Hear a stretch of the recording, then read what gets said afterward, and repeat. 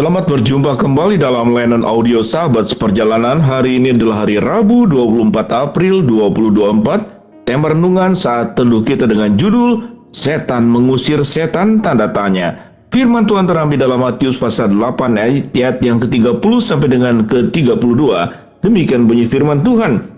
Tidak jauh dari mereka itu sejumlah besar babi sedang mencari makan. Maka setan-setan itu meminta kepadanya, katanya, jika engkau mengusir kami, suruhlah kami pindah ke dalam kawanan babi itu. Yesus berkata kepada mereka, pergilah. Lalu keluarlah mereka dan masuk ke dalam babi-babi itu, dan terjunlah seluruh kawanan itu dari tepi jurang ke dalam danau dan mati di dalam air. Mari kita berdoa. Bapa yang di dalam surga, kami bersyukur memiliki Allah yang senantiasa memberikan apapun yang terbaik dalam kehidupan kami. Dalam nama Tuhan Yesus kami berdoa, amin. Shalom sahabat perjalanan yang dikasihi Tuhan. Kisah tentang dua orang Gerasa yang kemudian disebut sebagai orang yang kerasukan setan. Dan kemudian Yesus mengusir setan dari orang Gerasa itu dan masuk ke babi-babi. Lalu babi-babi itu dikatakan di dalam firman Tuhan, seluruh kawanannya itu terjun ke tepi jurang, lalu ke dalam danau dan mati di dalam air. Sahabat seperjalanan yang dikasihi Tuhan, apa sangkut paut dan hubungannya antara iblis dengan babi, setan dengan babi? Lalu mengapa kemudian ada pertanyaan dari anak sekolah minggu? Bukankah babi itu tidak salah? Kenapa kemudian setan yang dari orang Gerasa itu kemudian masuk ke dalam babi dan babi itu kemudian terjun mati lemas ke dalam danau yang ada airnya? Sahabat seperjalanan yang dikasihi Tuhan, Tuhan mengajarkan kita spesifik, fokusnya adalah perlu dengan fokus yang benar. Kalau kita tidak berpikir tentang fokus yang tepat, maka fokusnya akan bermacam-macam. Fokus pertama adalah seakan-akan kita punya hak asasi untuk membela binatang yang tidak bersalah, yaitu kawanan babi. Itu fokus yang pertama. Lalu kemudian fokus yang berikut, kalau kemudian memang setan itu masuk kepada babi, bukankah sebaiknya babi itu lari saja, tidak perlu masuk ke dalam danau dari tepi jurang dan mati di dalam air? Tetapi fokus yang terutama dari semuanya itu, bagaimana pertolongan Tuhan yang menggambarkan bahwa manusia itu jauh lebih berharga daripada binatang. Bukankah dalam penciptaan dari semua ciptaan, manusialah yang diciptakan menurut gambar dan rupa Allah. Suatu kita fokusnya kepada hal tersebut, betapa berharganya manusia. Sekalipun manusia yang ada tersebut adalah dua orang yang kerasukan setan, yaitu apa? Di daerah Gerasa. Ini fokus yang lebih penting. Apa yang ingin Tuhan sampaikan pada bagian ini? Bahwa jiwamu, keselamatanmu, seluruh yang terpenting dari seseorang itu jauh lebih penting dari alam ciptaan apapun juga. Bahwa manusia itu lebih berharga daripada bulan, bintang, matahari, alam semesta, binatang darat, binatang laut, binatang udara. Manusia itu begitu spesifik di hadapan Allah, diciptakan menurut gambar dan rupa Allah. Maka pelajaran ini yang kita perlu ambil, bukan berbicara tentang mengapa babi itu, setan itu disuruh masuk ke babi. Itu adalah hak prerogatif daripada Tuhan sendiri. Tuhan yang punya berkehendak. Tapi berita esensi yang terpenting dan utama adalah bagaimana manusia sedemikian berharganya di mata Allah. Kedua orang yang kerasukan setan itu, mungkin orang berkali-kali berjuang mengingkatnya, tapi tidak bisa. Sampai kemudian dianggap sebagai kedua orang yang berbahaya. Sehingga tidak ada seorang pun yang mau melewati perjalanan yang ada di sana. Dia tidak mau melewati perjalanan itu. Tidak ada yang berani melewati di mana kedua orang Gerasa yang kerasukan setan itu ada di sana. Tetapi Tuhan mendatanginya. Pelajaran yang kedua apa? Di hadapan Tuhan Yesus, di hadapan Allah, tidak ada yang lebih berbahaya. Artinya apa? Seluruh persoalan yang ada dalam hidup manusia, bahaya-bahaya yang tidak hanya berbicara tentang dua orang yang kerasukan setan, bahaya bentuk apapun juga.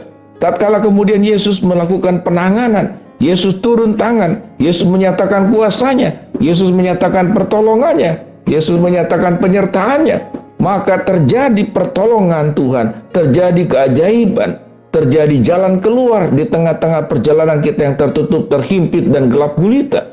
Tuhan itu akan memberikan jalan keluar. Mari kita berbicara kembali kepada temanya. Temanya apakah setan mengusir setan? Itu tidak mungkin. Tatkala seseorang ada dalam kegelapan, ada dalam keterancaman, kalau memang itu adalah setan, maka setan itu akan membawa semua hal yang keburukan. Ada sebuah pertanyaan sederhana, apakah setan itu bekerja sama dengan setan satu dengan yang lain? Sahabat seperjalanan, saya tidak mempercayai apakah ada sifat baik daripada setan. Kalau setan itu, setan akan makan setan akan merusak setan juga. Karena setan itu kalau kemudian bentuknya adalah sebuah kumpulan dalam jumlah banyak tertentu, tentu dia mengajak orang lain. Karena sifat buruknya itulah, bagaimana setan-setan yang sudah jatuh dalam dosa itu, kemudian dia mendekati manusia, menggoda manusia, agar kemudian manusia menjadi komunitas dan menjadi bagian daripada dirinya. Itulah sifat setan. Dan Yesus berkata, biarlah engkau pindah ke babi itu, pergilah, lalu keluarlah. Kita tahu dengan jelas waktu Yesus mendekati orang Gerasa itu, apa yang dikatakan oleh kedua orang yang kerasukan setan ini. Apa urusanmu dengan kami, hai anak Allah? Adakah engkau kemari untuk menyiksa kami sebelum waktunya? Jadi artinya kita melihat, sebelum Yesus bertindak saja setan ketakutan menghadapi Yesus. Tapi yang menarik, banyak orang-orang zaman sekarang lebih takut setan daripada takut Tuhan. Lebih takut setan daripada takut Tuhan. Jadi jangan lewat sana ada setan, setan diikuti. Harus melakukan ini dan itu, kalau enggak setan datang, setan diikuti. Tapi Tuhan tidak diikuti, Tuhan tidak ditakuti, Tuhan tidak dihormati. Sahabat seperjalanan, Allah mampu mengusir setan dalam bentuk apapun dalam kehidupan setiap kita masing-masing. Baik bentuk yang setannya itu roh, tapi bentuk setannya itu adalah mungkin godaan, cobaan yang datang dalam kehidupan kita. Waktu engkau berkata di dalam kuasa darah Yesus, aku mengusir segala godaan setan dan aku buang. Dan tatkala kita mengusir setan, terkadang ada efek dampak akibat yang terjadi dalam kehidupan kita. Mungkin kita mengalami sakit, mungkin kita mengalami musibah, lalu setan berkata, itulah karena engkau dekat dengan Tuhan, mari engkau dekat dengan aku akan berikan apapun yang engkau inginkan. Sebagaimana setan mencobai daripada Tuhan Yesus di padang gurun, demikian juga setan. Tetapi Allah mengajarkan kepada kita bersama dengan Tuhan, Tuhan akan memberikan kekuatan yang terbaik untuk menghadapi setiap persoalan demi persoalan yang ada, bahaya demi bahaya yang ada. Kalau kita boleh berkata siapakah kita, jangan-jangan kita adalah gambaran daripada orang Gerasa tersebut. Kita kerasukan setan mungkin dalam bentuk roh, bukan dalam bentuk roh, tapi sifat-sifat keberdosaan yang melekat dalam diri kita. Berkata kasar, bertindak buruk, berniat jahat, melakukan tindakan-tindakan yang merugikan, menyakiti orang lain. Bukankah itu bentuk daripada orang yang kerasukan setan?